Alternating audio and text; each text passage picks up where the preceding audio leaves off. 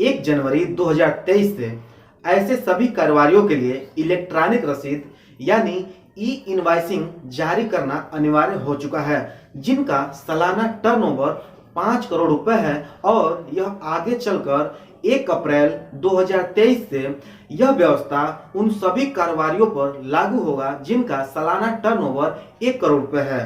दोस्तों, जैसा कि आप सब जानते ही हैं कि 1 जुलाई 2017 को भारत में जीएसटी पूरी तरह से लागू हो चुका है, लेकिन लगभग हमको लगता है कि 6 साल बीत चुके हैं, उसके बावजूद भी आम लोगों को यह नहीं पता है कि जीएसटी क्या होता है, जीएसटी से हमें क्या लाभ है, क्या हानि है।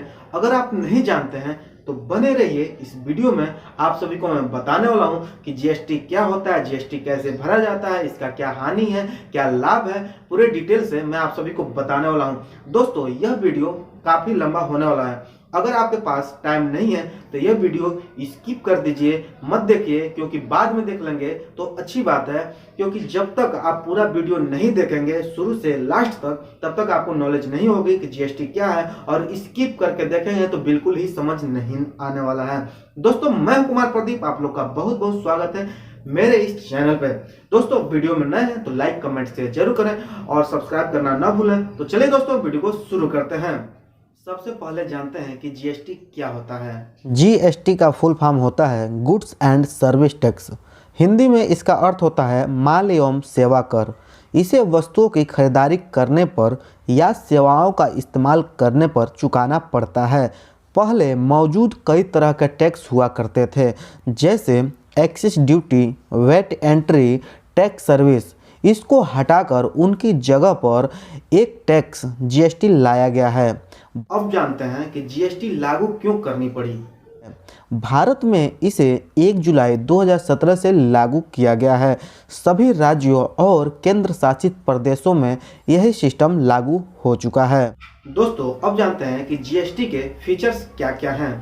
भारतीय संविधान में टैक्स संबंधी जो पुराने नियम थे, उनमें वस्तुओं के उत्पादन, प्रोडक्शन, मैन्युफैक्चरिंग और सेवाओं पर टैक्स लगाने का अधिकार केंद्र सरकार यानी सेंट्रल गवर्नमेंट के पास था, जबकि वस्तुओं की बिक्री यानी सेल पर टैक्स लगाने का अधिकार राज्य सरकारों, स्टेट गवर्नमेंट को दिया गया था। दोस्तों, टैक्स के ऊपर टैक्स क्यों नहीं चढ़ेगा, इसके बारे में अब जान लेते हैं। जीएसटी के पहले जो टैक्स व्यवस्था लागू थी, उसमें न सिर्फ एक वस्तु पर कई अलग अलग टैक्स लगे थे, बल्कि कई मामलों में टैक्स के ऊपर टैक्स भी लग जाते थे।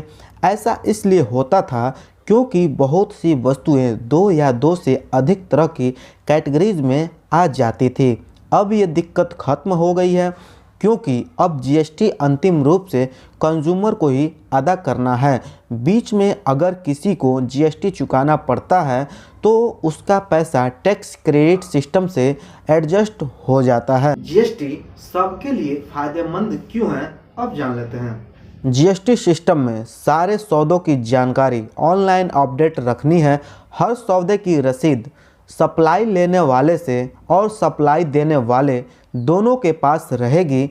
दोनों अपनी अपनी रसीदों की मदद से टैक्स क्रेडिट पा सकेंगे, और सौदों का मिलान न हुआ तो ऑनलाइन ही गड़बड़ी पकड़ में आ जाएगी। हर स्टेज पर जीएसटी जमा होने की जिम्मेदारी ऊपर वाले कारोबारियों की होने से टैक्स भुगतान की चेन नहीं टूटेगी, क्योंकि कोई भी कारोबारी अपने क्रेडिट का नुकसान नहीं करेगा। जीएसटी से सरकार को क्यों लाभ होता है, इसके बारे में जान लेते हैं। जीएसटी के रेट में किसी तरह के बदलाव के लिए जीएसटी परिषद यानी जीएसटी काउंसिल बनाई गई है। केंद्रीय वित्त मंत्री, सेंट्रल फाइनेंस मिनिस्टर इस परिषद के अध्यक्ष होंगे। सभी राज्यों के वित्त मंत्री भी इसके सदस्य होंगे। जीएसटी काउंसिल के किसी फैसले पर केंद्र के पास 1/3 शक्ति वोट की शक्ति होगी और 2/3 शक्ति राज्य सरकार के पास होगी। हर राज्य की वोटिंग पावर बराबर होगी।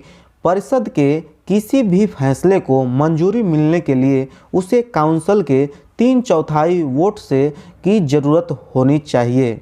दोस्तों, अब जान लेते हैं कि जीएसटी टैक्स 4 अलग अलग नामों से क्यों वसूला जाता है? तो पहला CGST यानी central goods and service tax.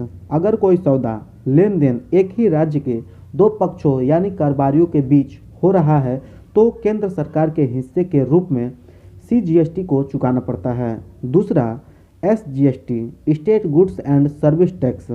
अगर कोई सौदा लेन देन एक ही राज्य के दो पक्षों कारोबारियों के बीच हो रहा हो तो उस राज्य सरकार के हिस्से के रूप में SGST चुकाना पड़ता है। तीसरा UTGST या UGST union territory goods and service tax. अगर कोई सौदा लेन देन किसी केंद्र शासित राज्य यानी यूटी के दो पक्षों कारोबारियों के बीच हो रहा हो तो उस केंद्र शासित राज्य के हिस्से के रूप में UTGST चुकाना पड़ता है, उसी को UGST भी कहते हैं। Number 4 IGST integrate goods and service tax. अगर कोई सौदा लेन देन दो अलग अलग राज्यों के कारोबारियों के बीच हो तो केंद्र सरकार और राज्य सरकार दोनों का हिस्सा एक साथ IGST के रूप में लगता है। यह पहले पूरा केंद्र सरकार के पास जाता था, बाद में इसे उस राज्य को आधा हिस्सा मिलता है जहां सप्लाई भेजी जाती है। अब इसे एक एग्जाम्पल के तौर समझते हैं। मान लेते हैं कि एक कंपनी ने थोक व्यापारी से कच्चा माल खरीदा। सौदे के दोनों पक्ष एक ही राज्य के अंदर स्थित हैं। कुल माल 10 लाख रुपए का है और इस पर 18% GST लगता है। यह सौदा होने पर थोक व्यापारी उस कंपनी से 10 लाख की खरीदारी पर 18% टैक्स वसूलेगा। केंद्र और राज्यों दोनों के टैक्स डिपार्टमेंट को वह आधा आधा यानी 90 हज़ार रुपये जमा कर देगा। अगर वही सौदा दो अलग अलग राज्यों के कारोबारियों के बीच होगा तो सिर्फ IGST के रूप में 1,80,000 रुपये केंद्र सरकार को देने पड़ेंगे। बाद में इसमें से 90,000 रुपये उस राज्य को मिलेगा जिसने खरीदारी की थी। दोस्तों अब तो आप जान ही चुके होंगे कि GST क्या होता है, GST का मतलब क्या है, GST हमें क्यों भरना चाहिए, इससे हमें क्या लाभ है, क्या हानि है। अभी तक आप इस वीडियो में सभी चीजें जान चुके होंगे। दोस्तों यह वीडियो आप अपने दोस्तों के पास ज्यादा से ज्यादा शेयर करिए और उन कारोबारियों को जरूर शेयर करिए जो अभी छोटे व्यापार कर रहे हैं और उनको GST के बारे में नहीं पता है। GST से अगर वो घबराते हैं, डरते हैं तो यह वीडियो अगर वो देखते हैं तो उनका कंफ्यूजन दूर हो जाएगा और GST नंबर जरूर लेंगे, GST रजिस्ट्रेशन जरूर कराएंगे। दोस्तों मैं आशा करता हूं कि यह वीडियो आप लोग को अच्छा लगा होगा, पसंद आया होगा। दोस्तों अगर आज का वीडियो आप लोग को पसंद आया हो तो लाइक, कमेंट, शेयर जरूर करें और सब्सक्राइब करना न भूलें इस चैनल को, क्योंकि मैं हर बार एक नए टॉपिक के साथ इस वीडियो में आप लोग को जानकारी देता हूं। क्योंकि जो भी लीगल जानकारी होती है इस वीडियो के माध्यम से आपको प्राप्त हो जाएगा इस चैनल पे। दोस्तों आप लोग का बहुत बहुत धन्यवाद है यह वीडियो देखने, जानने, सुनने के लिए। और आप लोग से मैं रिक्वेस्ट करता हूं कि यह वीडियो फिर से आप लोग अपने दोस्तों के पास जरूर शेयर करिए। आप लोग का बहुत बहुत धन्यवाद है।